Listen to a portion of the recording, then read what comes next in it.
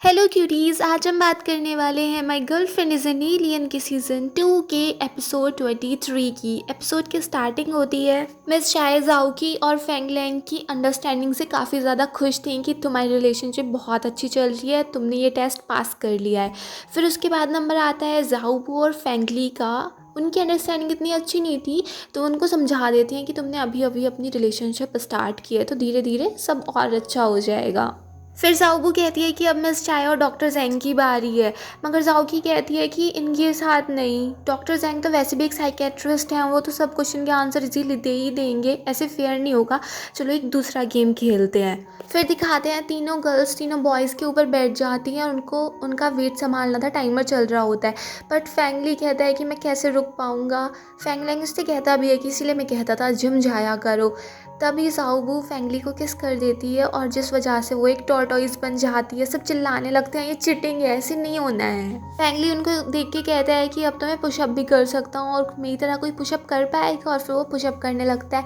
वो सब चिल्ला रहे होते हैं कि ये चिटिंग है और जाओबू ये फाउल कर रही है, ये चिटिंग हो रही है, वापस ह्यूमन बनो। फिर दिखाते हैं जियांगशी जाओकी और फेंगलैंग को एक साथ खुश देख रहा था। कैंडी कहती है कि मास्टर इतनी गलती कोई और करता तो आप उसको अभी तक पनिशमेंट दे देते, उसके खिलाफ कोई एक्शन ले लेते, बट आप जाओकी को बहुत अलग ट्रीट करते हो। जियांगशी कहता है कि मैं उसको अलग ट्रीट नहीं करता हूँ, बल्कि मैं नहीं चाहता हूँ कि फिर से वो कोई गलती करे। फिर नेक्स्ट डे जियांगशी जाओकी को अपने पास बुलाता है, उससे कहता है कि जाओकी तुम्हें पता है यहाँ पे गिरगिट नाम का जानवर भी रहता है, वो जैसा दिखता है वैसा होता नहीं है, पल पल में वो अपने वेश बदलता रहता है। जाओकी कहती है बट ये सब तुम मुझे क्यों बता रहे हो। जियांगशी कहता है अर्थ पे ये जितने क्रिएचर्स हैं ये सब इसी टाइप के होते हैं, जैसा दिखाते हैं वैसे ये होते नहीं है, हमें पता ही नहीं होता है कि इनकी असलियत क्या है, इनकी सच्चाई क्या है। और फेंग लैंग भी उसी टाइप का है, हमने पढ़ा नहीं था कि ह्यूमंस कैसे होते हैं अपने प्लेनेट पे, और तुम इतने एडवांस क्रिएचर हो, तुम्हारे पास पावर्स हैं, इन सबको तुम छोड़ना चाहती हो एक ऐसे इंसान के लिए। जाओकी कहती है कि तुम यही करना चाहती हो ना कि मैं प्लेनेट पे वापस चले जाऊं, बट मैं फेंग लैंग से प्यार करती हूँ और मैं उसी के साथ रहना चाहती हूँ।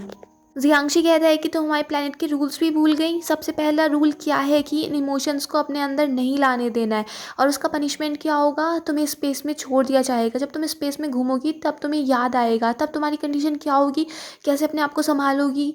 जाओकी कहती है तब की तब देखी जाएगी। जियांगशी कहता है तुम अर्थ पे कुछ ज़्यादा ही टाइम रह ली हो, इसलिए तुम्हारा दिमाग भी इन लोगों की तरह ही हो गया है। पर जाओकी इससे कह देती है कि मुझे यहीं पे रुकना है और मैं तुम्हारे साथ नहीं जाने वाली हूँ, और फिर वो गुस्से में वहाँ से जा ही रही थी। जियांगशी कहता है कि चलो अब मुझे पता चल गया है कि तुम्हें अर्थ पे ही रहना है, तो ठीक है मैं तुम्हारे इस डिसीज़न को मान लूँगा, ठीक है तुम यहीं पे रुक जाना, बट आज हम लास्ट टाइम ड्रिंक कर लेते हैं, फेयरवेल ड्रिंक। फिर जाओकी उससे ड्रिंक ले नहीं रही थी, तो वो कहता है कि हम फ्रेंड्स नहीं है क्या, एक बार लास्ट टाइम ड्रिंक कर लेते हैं। जाओकी कहती है चलो ठीक है कर लेते हैं, और फिर जैसी वो ड्रिंक करती है फिर वो जा ही रही थी, उसको चक्कर आने लगता है और वो एकदम से जियांगशी के ऊपर गिर जाती है। जियांगशी कहता है तुमने मेरे लिए कोई और रास्ता ही नहीं छोड़ा था। दूसरी साइड दिखाते हैं फेंग लैंग एक रेस्टोरेंट में होता है और वहाँ पे काफ़ी ज़्यादा तैयारी कर रखी थी असिस्टेंट हैन ने। वो कहता है कि ये आपका और जाओकी का पहला सेलिब्रेशन होने वाला है, इसलिए थोड़ा ग्रैंड भी तो होना चाहिए, और बता देता है कि सब मैंने तैयारी कर ली है और जब आप बीच में से डिनर कर रहे होंगे तो मैं आऊँगा और फिर ये होगा वो होगा। काफ़ी अच्छे से वो अपना सारा प्लान समझा देता है। फेंग लैंग भी बहुत खुश हो रहा था, वो जाओकी का वेट कर रहा था। दूसरी साइड दिखाते हैं जाओकी की आँख खुलती है, वो देखती है मैं कहाँ पे हूँ। उसको याद आता है कि जियांगशी ने ड्रिंक दी थी, उसके बाद से वो बेहोश हो गई। वो उस रूम से बाहर निकलना चाहती है, अपने पावर का भी यूज़ करती है, बट कुछ होता नहीं है। तभी वहाँ पे जियांगशी आ जाता है, उससे कहता है कि तुम्हें लगा तो नहीं था ना कि मैं तुम्हारा इस गलत में साथ दूंगा, मैं और ज़्यादा गलती नहीं करने दूंगा। जाओकी कहती है कि तुम्हें क्या प्रॉब्लम है, और अगर कुछ ऐसी बात है कि तुम्हें ज़बरदस्ती मुझे लेके जाना है तो तुम वहाँ पे कुछ ऐसी कहानियाँ बना देना, कुछ एक्सक्यूज़ेस बना देना, हम फ्रेंड्स तो हैं ना, तुम इतना तो संभाल सकते हो। अगर फिर भी बात मुझ पे आ जाती है तो सारा ब्लेम मैं ले लूँगी, बट प्लीज़ मेरी हेल्प कर दो, फ्रेंड्स इतना तो कर ही सकते हैं, और अगर तुम मेरी हेल्प नहीं करोगी तो फिर हम फ्रेंड्स नहीं रहेंगे, और इस बैरियर को तो मैं ख़त्म ही कर सकती हूँ। वो अपनी पावर्स का यूज़ कर रही थी उस रूम से बाहर जाने के लिए, बट कुछ हो ही नहीं पा रहा था। जियांगशी उससे कहता है कि कुछ नहीं होगा, ये कैंडी ने लेटेस्ट टेक्नोलॉजी से बनाया है, तुम इससे बाहर नहीं जा सकती हो। दूसरी साइड दिखाते हैं फेंग लैंग बहुत टाइम से वेट कर रहा था, ना जाओकी का फ़ोन लग रहा था। असिस्टेंट हैन भी थोड़ा उसको पेसिफाई करने की कोशिश कर रहा था कि बॉस शायद वो ट्रैफिक में फंसी होगी। फिर वो कहता है कि नहीं इस टाइम पे तो ट्रैफिक भी कहाँ होगा, बट ऐसा कुछ हो गया होगा। फिर दिखाते हैं जियांगशी कहता है कि ये बात मैं तुम्हें अपने प्लैनेट पे ही बताना चाहता था, बट मुझे अब यहीं बतानी पड़ रही है। और एक बार बात सुन लो, फिर तुम्हें जाना है तो तुम चले जाना। फिर दूसरी साइड दिखाते हैं फेंगली ने ज़ाओबू के लिए बहुत अच्छे से सब जगह डेकोरेट की थी। वो कहता है कि हमारा ये फर्स्ट सेलिब्रेशन ये ग्रैंड होना चाहिए ना, और तभी वो ज़ाओबू को टच कर देता है तो ज़ाओबू का टेम्परेचर बढ़ने लगता है। वो कहती है प्लीज़ मेरा यार सिर टच मत किया करो, वरना मैं फिर से टॉर्टोइस बन जाऊँगी। फेंगली कहता है हाँ ठीक है, और तभी फिर वो उसको किस्सी दे देता है, जिससे ज़ाओबू काफ़ी शॉक्ड हो जाती है। फेंगली देखता है कि इसका टेम्परेचर बढ़ रहा है तो वो उसको लेके पानी में कूद जाता है, और फिर वो दोनों पानी में किस करने लगते हैं, क्योंकि पानी में ज़ाओबू का टेम्परेचर नहीं बढ़ रहा था। उसके बाद फेंगली उससे कहता है कि अब हम अच्छे से डेट कर सकते हैं, बस हमें तुम्हारा टेम्परेचर थोड़ा कम रखना पड़ेगा।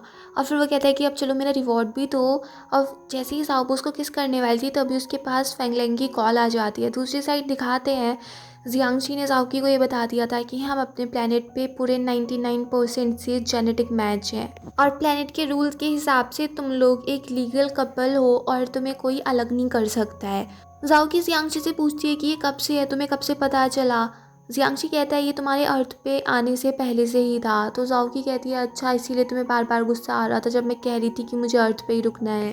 बट फिर वो उससे कह देती है कि आई एम सॉरी, अगर हम जेनेटिक मैच भी हैं तो ये जेनेटिक मैचिंग सिर्फ कुछ एनालिसिस पे बेस्ड होती है। पर जब से मैं अर्थ पे आई हूँ मुझे पता चला अगर दो लोगों को साथ रहना है तो उसमें प्यार की बहुत ज़्यादा ज़रूरत होती है। वो एक वार्म फीलिंग होनी चाहिए जो प्यार से ही आती है, और इसलिए मैं फेंगलेंग से प्यार करती हूँ और मैं उसी के साथ रहना चाहती हूँ, मैं तुम्हारे साथ नहीं जाना चाहती। और फिर वहाँ से वो जा ही रही थी कि इतने में जियांगशी वो बैरियर फिर से ला देता है, जिस वजह से ज़ाओकी वहाँ से नहीं जा पाती। और वो कह देता है कि मुझे नहीं पता था कि तुम अब भी यही चूज़ करोगी, तुम अगर इतनी ज़िद्दी बनी रहोगी तो तुम इसी कमरे में बंद रहोगी, कुछ चाहिए हो तो कैंडी से बता देना।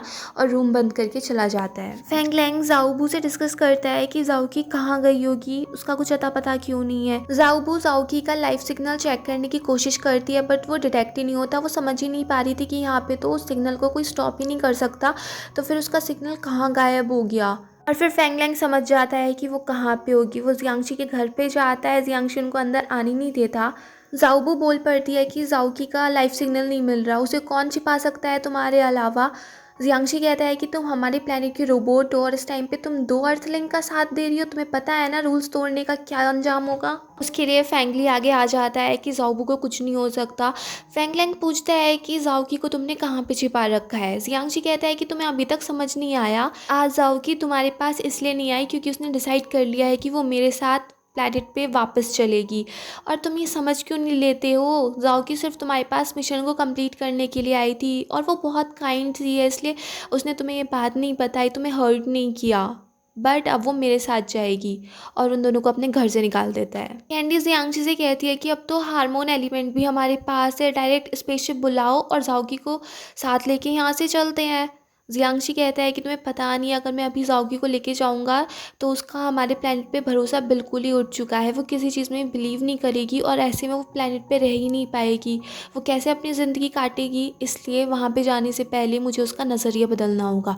दूसरी तरफ रूम में ज़ाओकी पूरी कोशिश कर रही थी वो किसी तरीके से रूम से बाहर निकल सके, बट कुछ होता नहीं है। दूसरी साइड दिखाते हैं फेंगली और ज़ाओबू फेंगलेंग को समझा रहे होते हैं कि ज़ाओकी को कुछ नहीं होगा, उसके पास सुपर पावर्स भी हैं। फेंगलेंग कहता है कि हमें ज़ाओकी से जल्द मिलना होगा, और हमें इतना तो पता ही चल चुका है कि जियांगशी ने ही उसके साथ कुछ किया है। जैसे ही जियांगशी घर से बाहर जाएगा हम उसके घर में चले जाएंगे। ज़ाओबू कहती है कि मगर उसके घर में एक बहुत इंटेलिजेंट रोबोट कैंडी रहती है जिससे हमें बहुत ज़्यादा खतरा है। फिर वो अपना कुछ एनालाइज करती है डेटा और संभाल लेती है कि ठीक है मैं कैंडी को संभाल लूँगी। फिर नेक्स्ट दिखाते हैं ज़ाओकी रूम से निकलने के लिए बहुत ज़्यादा कोशिश करती है बट कैंडी उसे बिल्कुल भी बाहर नहीं जाने देती। वो बीमार होने का भी ड्रामा करती है बट कैंडी उसको देख लेती है कि तुम बिल्कुल ठीक हो। फिर दिखाते हैं जैसे ही जियांगशी अपने घर से बाहर निकलता है ज़ाओबू टोटोइस बन के उसके घर में घुस जाती है और गेट बंद होने से रोक लेती है, जिस वजह से वो तीनों उस घर में पहुंच जाते हैं और घर के हर कोने में ज़ाओकी को ढूंढने लगते हैं बट उन्हें ज़ाओकी कहीं नहीं मिलती।